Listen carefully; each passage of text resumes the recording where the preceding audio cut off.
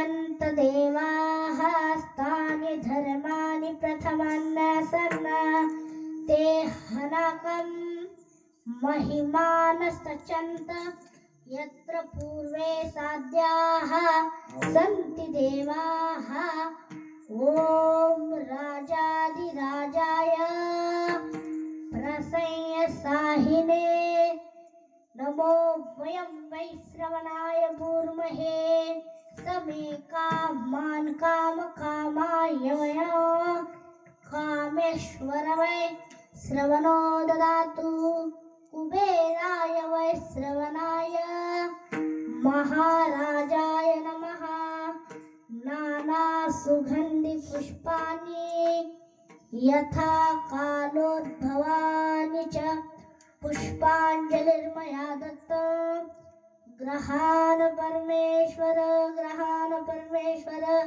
ज्ञानेश्वर माऊलींच्या अंगावर पुष्प टाकला आणि गर्जनाट केली. बोलिये ज्ञानेश्वर महाराज की जय. बोलिये ज्ञानेश्वर महाराज की जय. बोलिये ज्ञानेश्वर महाराज की जय. अशी गर्जनाट करून ज्ञानेश्वर माऊलींना घरात आणलं, चटई टाकली आणि चौघही भावंड बहिणीचा चर्चा सुरू झाली. विठाला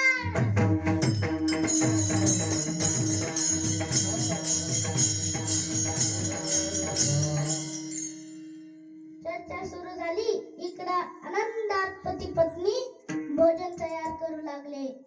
त्या सद्भक्ताला एक मुलगा होता, त्याचं नाव होतं गोपाल. ते बाहेर अंगणात खेळू लागला आनंदाने आणि इकडे आनंदाने पती पत्नी भोजन बनवू लागले.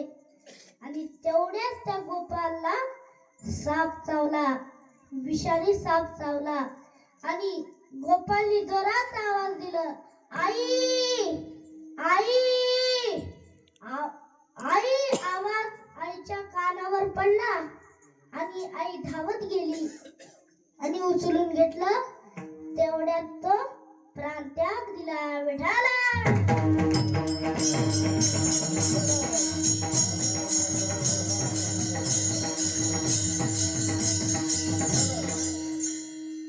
मग तेवढ्यात तो प्राणत्याग दिला आणि ती जे सद्भक्ताची पत्नी होती ती खूप रडू लागली. आईचं प्रेम खूप असतं मुलावर, आईचं प्रेम खूप असतं. विठाला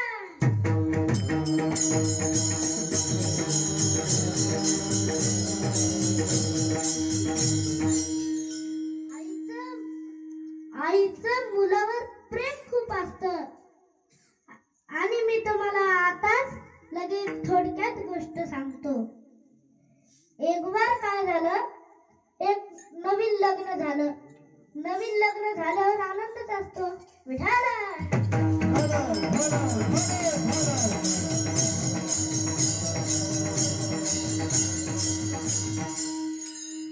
नवीन लग्न झालं आणि सासूबाई सुनाला चांगलं बोलत होती. असं 6 महिने 7 महिने चालू राहिलं आणि तेवढ्यात सून जरा सासूबाईला बोलायला लागली. आणि एक दिवशी पती पत्नी जेवण करून रूम मध्ये गेले आणि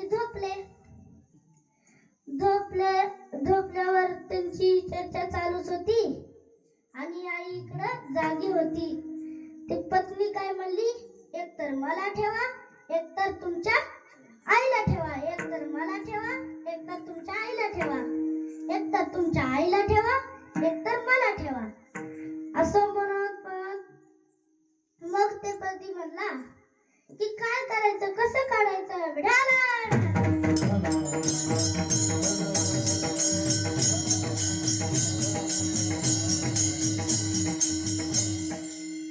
मग पत्नीने गोष्ट सांगितली, तुम्ही एक काम करा, तुमच्याकडे बैलगाडा आहे, जंगल आहे तिथं, त्या आईला म्हणा की सकाळी उठून चल तयार हो, आपण महादेवाच्या मंदिरला जाऊ.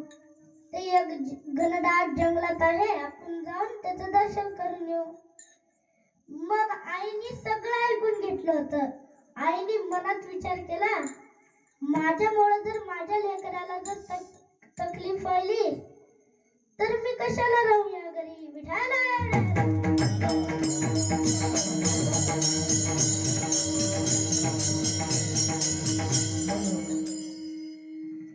मग सकाळ झाली. मग जसं पत्नीनं सांगितलं होतं तसं पती केला. म्हणला, आई चल तयार हो, आपण एका जंगल आहे, त्या जंगलामध्ये 1000 वर्षाचं जुनं एक मंदिर आहे महादेवाचं. चल तिथं आपण दर्शन करून येऊ. आईला सगळं समजलं की आता मला ते जंगलात सोडणार आहे. आता मग सोडून वापस येईन. विधान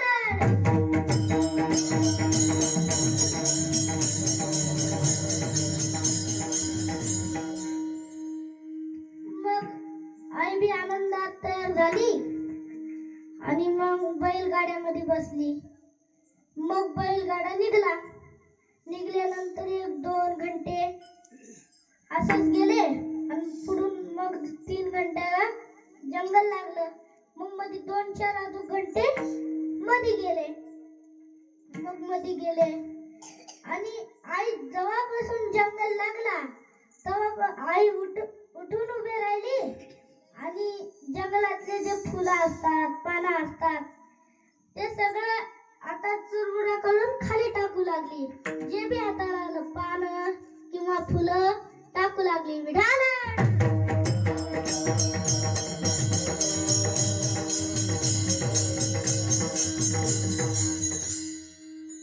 मग बाळाचं लक्ष आईकडे गेलं. तो म्हणला, आई हे काय करायलीस तू? चल बाळा, मी तुला नंतर सांगेन. मग जंगलात गेले. मग आईला खाली उतरिलं आणि बाळ म्हणला, आई आता मला ह्याच्याशिवाय काही दुसरा पर्याय नाही. मी आता काही करू शकत नाही. आणि आई म्हणली, बाळा तू एक ऐक, मी जे पानं फुलं ते खाली टाकू लागले ना, तीच वाट धरून तू जाय. ती वाट सोडूच नको. ती वाट जर तू सोडला तर मग तू या जंगलात भटकशील आणि तुला इथले वाघ शिव खाऊन जातील. मग त्याला समजलं आईचं प्रेम आणि ते रडू लागला आणि लगेच बैलगाड्यावरून उतरून आईच्या गळ्याला पडला. विठाला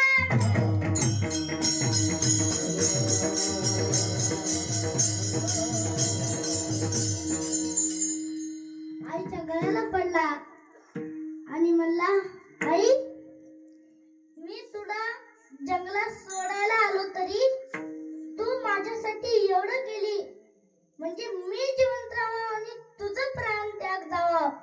मग तिथून आईला बैलगाड्यात बसून घेतलं आणि तिथून आई निघाली. मग गोपालच्या आईला काय वाटलं असेल बरं? जीवाला काय वाटलं असेल? विठाला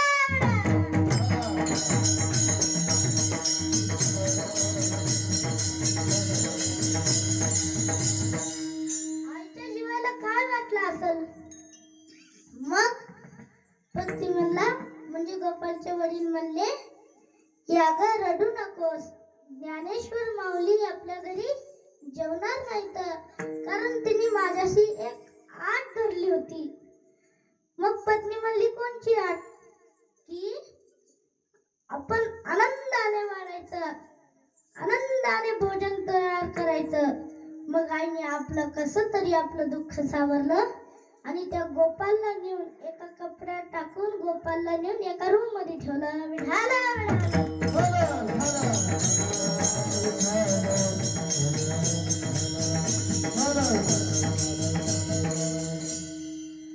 मग आता मग भोजन तयार झालं.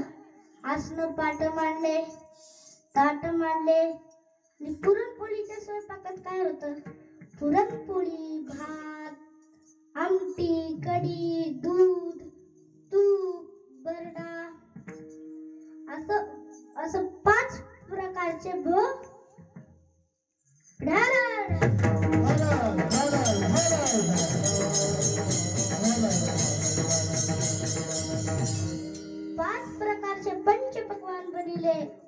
आणि मग ते सद्भक्त म्हणला की माऊली आता बसा तुम्ही, आता बसा आसनापाटावर. मग सगळे बसले. मुक्ताई आणि माऊली मध्ये एक आसन ठेवून बसले. आणि मग ते सद्भक्त म्हणला घ्या माऊली आता तुम्ही.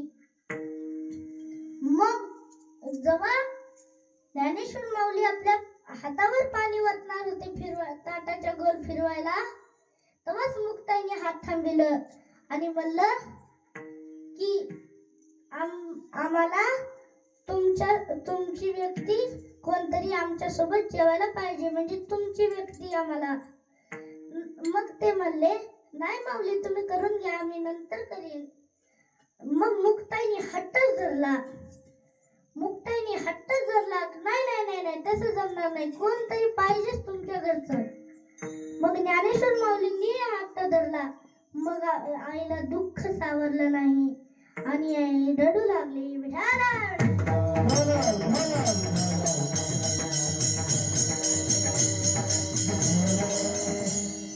आई रडू लागली आणि म्हणली माऊली जे तुमच्या सोबत जेवणार होता तो आता राहिला नाही.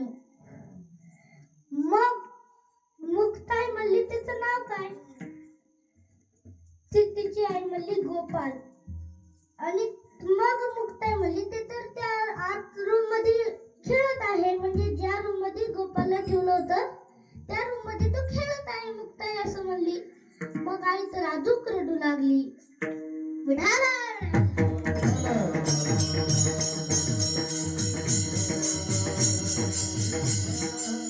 आई अजून रडू लागली. मग मुक्ताईनी आवाज दिला गोपाल, अरे गोपाल. गोपाल नाव ऐकल्याबरोबर तो गोपाल उठून उभे राहिला आणि धावत धावत येऊन त्या माऊलींच्या आणि मुक्ताईच्या मध्ये बसला. म्हणजे मध्ये एक आसन सोडलेलं होतं तिथं बसला. मग आईचे जे दुःखाचे अश्रू होते ते लगे आनंदाचे अश्रू झाले.